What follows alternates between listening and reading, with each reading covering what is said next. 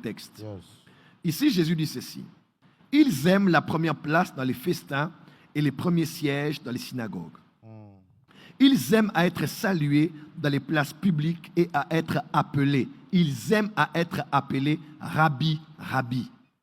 Mais vous, ne vous faites pas appeler Rabbi, car un seul est votre maître, et vous êtes tous frères.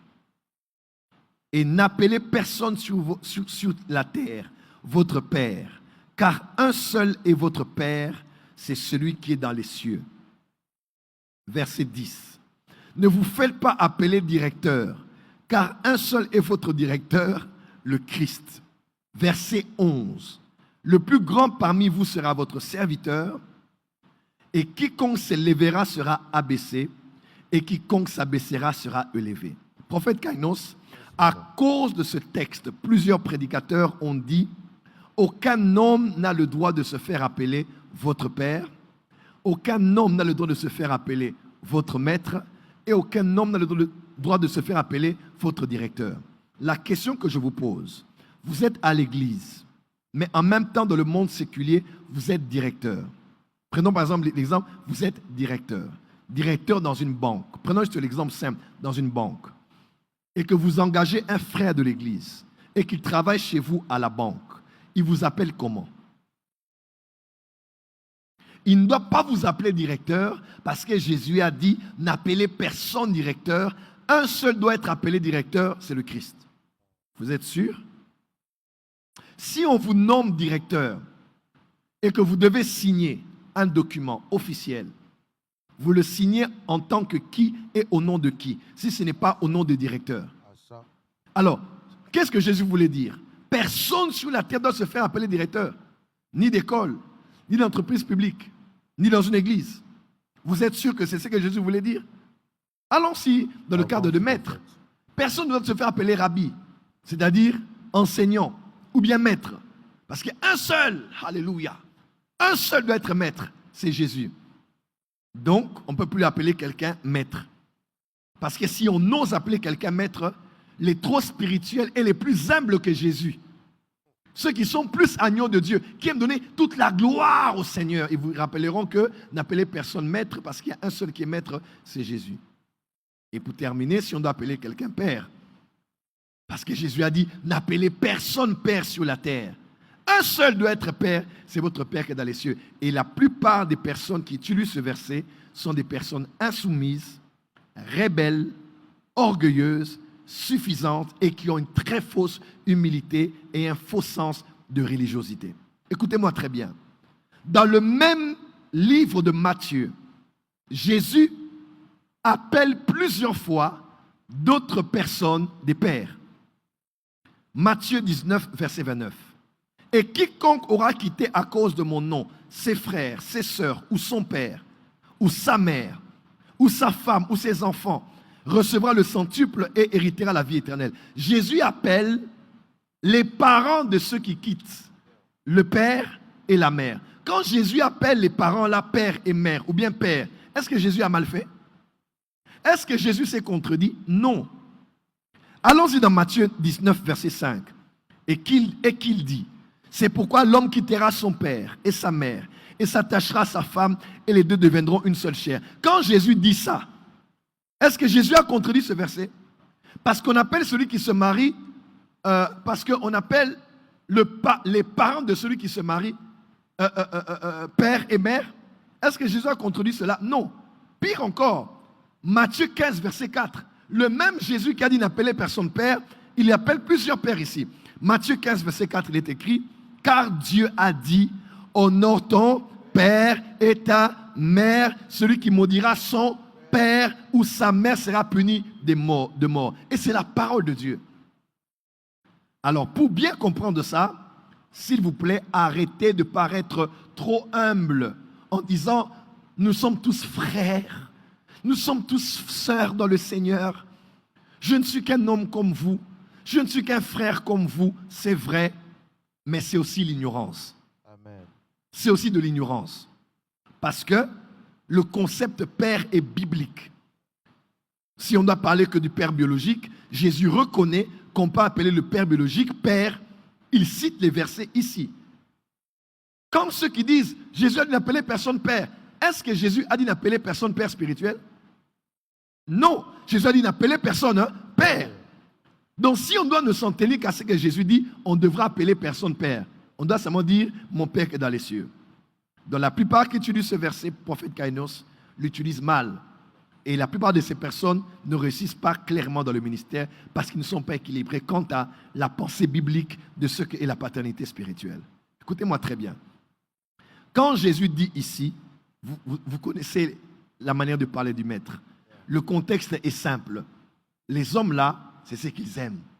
Ils aiment qu'on les appelle. Ils aiment des titres. Jésus parle des pharisiens, des docteurs de la loi. Voyez-vous?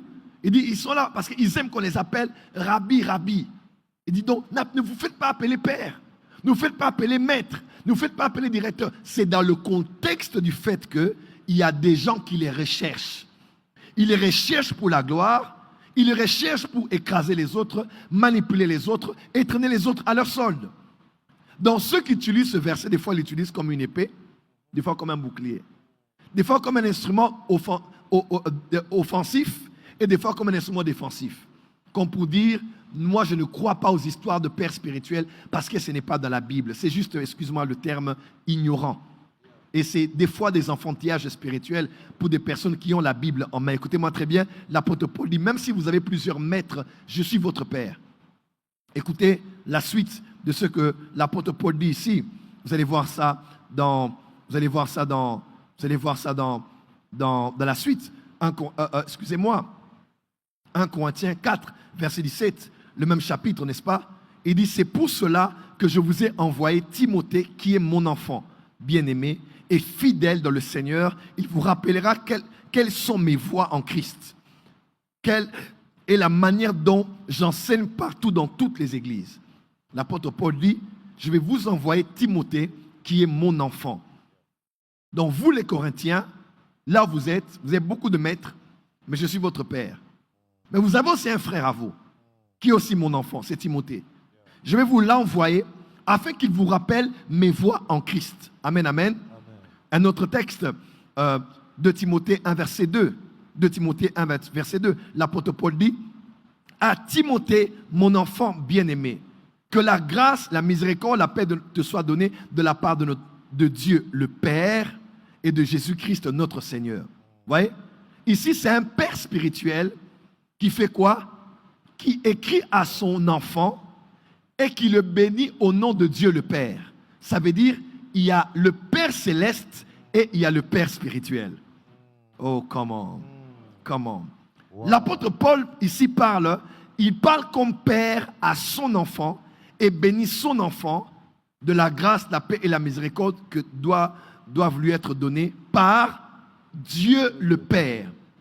Dans ce texte, on a deux pères. On a Dieu le Père de notre Seigneur Jésus-Christ et on a aussi Paul en tant que père qui parle de son enfant Timothée. C'est ici que de mon enseignement, je vous enseigne sur, il y a la différence entre le Père céleste et le Père spirituel. Le Père céleste, c'est Dieu, notre Père qui est dans les cieux. Que ton nom soit sanctifié, que ton règne vienne. Vous allez voir des gens dire, moi je n'ai pas de Père spirituel, c'est Dieu mon Père spirituel. Moi je n'ai pas de Père spirituel, c'est le Saint-Esprit mon Père spirituel. J'ai bloqué même une femme dernièrement qui venait me voir, prophète Joël, tu es mon père, mon père, mon père. Après un bonjour, je vois sur son statut sur Internet, elle écrit, prophète Joël, c'est mon maître, tel c'est mon maître, mais mon père spirituel, c'est Jésus-Christ. J'ai pris le texte et je l'ai envoyé sur WhatsApp. J'ai dit, mais qu'est-ce que tu racontes? J'ai dit, non, toi, tu ne suis pas notre philosophie ministérielle. Parce que ce que tu dis là, ce n'est pas la Bible. Et je l'ai bloqué. Elle a écrit ton numéro, je l'ai bloqué. J'ai dit, c'est des gens qui ne connaissent pas la Bible. Est-ce que quelqu'un me comprend? Ce n'est pas parce qu'il y a des abus. Croyez-moi, nous savons qu'il y a des abus d'autorité et même aussi du vagabondage de plusieurs qui sont aujourd'hui enfants ici, enfants là-bas, enfants là-bas, enfants là-bas. Là, nous le savons.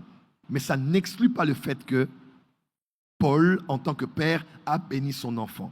S'il appelle Paul mon enfant, si Paul appelle Timothée mon enfant, Timothée appelle Paul comment? Père. Il dit, mon père, Paul, m'a béni de la grâce, la miséricorde et de quoi? et de la paix, n'est-ce pas? Au nom de Dieu le Père. Donc, mon Père m'a béni au nom de Dieu le Père, parce qu'il y a un Père céleste et aussi un Père spirituel. Amen, amen. Tite 1, verset 4, pour terminer ce point. Tite 1, verset 4. À Tite, mon enfant légitime, en notre commune foi, que la grâce et la paix te soient données de la part de Dieu le Père et de Jésus-Christ notre Seigneur, c'est Sauveur. C'est clair. Un père bénit son fils. Une autre version, à la place de l'enfant, on dit mon fils légitime, mon enfant légitime. Et il le bénit de la grâce et de la paix qui lui sont données de la part de Dieu notre Père. Donc, croire que Dieu est le Père n'exclut pas qu'il faut croire que toi aussi tu dois avoir un Père spirituel. Wow. Dieu est le Père céleste, mais tu as aussi un Père spirituel. Moi qui suis corinthien, j'ai pour Père Paul, j'ai pour frère Timothée et j'ai pour Père céleste Dieu. Lui qui nous a donné comme autorité Paul, et Paul nous a engendrés dans l'évangile par son message. Quelqu'un me suit? Donc faites la nuance. Ce texte de n'appeler personne Père est dans un contexte spécifique.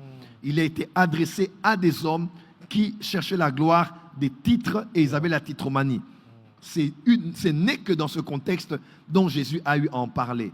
Sinon, l'apôtre Paul est en train de contredire le Seigneur. Il y a effectivement Dieu le Père et aussi le Père spirituel. Voilà pourquoi, après le commentaire que j'ai fait maintenant, j'aimerais dire à toute la francophonie, le message de la paternité spirituelle est biblique. Amen. Et quand vous honorez votre Père, ce n'est pas l'adorer, ce n'est pas le vénérer, parce que beaucoup de gens, au nom de la fausse humilité, la simplicité, non, moi je suis votre frère, je ne suis que votre pasteur, je suis qu'un pécheur. Non, ça c'est bien, mais c'est des fois des fausses humilités, excusez-moi de le dire. Nous ne sommes pas pareils dans le royaume. Nous sommes tous frères, mais il y a des hommes, même dans Hébreu, on les appelle les gardiens de nos âmes. On les appelle nos conducteurs. On les appelle nos bergers. Amen, amen. C'est des hommes que Dieu a suscités parmi les hommes. Il les a élevés, non pas pour nous écraser, prendre nos argent, nos dîmes, nous manipuler, nous envoyer faire de nous ce qu'ils veulent. Non, on n'est pas dans ce contexte-là de manipulation, mais qui sont là pour former Christ en nous, amen, pour nous accompagner dans notre destinée, pour nous équiper pour le ministère et pour nous couvrir spirituellement. Amen. Et à cause de cela, j'aimerais vous dire, si vous voulez réussir dans le ministère, vous devez donner une place au maître et vous devez donner une place de choix à votre Père spirituel. Qui est votre Père spirituel? Je peux expliquer. Qui est votre Père spirituel? Votre Père spirituel est l'autorité principale